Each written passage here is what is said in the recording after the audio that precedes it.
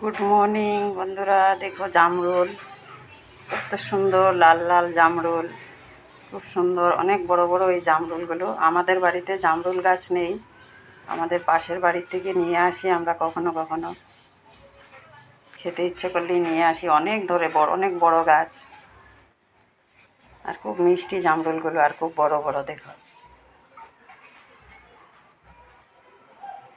কত সুন্দর জামরুল। আমাদের এখানে বলে গোলাপ জাম, অনেকে বলে জামরুল, আমরা বলি এটাকে গোলাপ জাম। কত বড় বড়, এক একটা জামরুল একদম পেয়ারার সমান বড় বড়।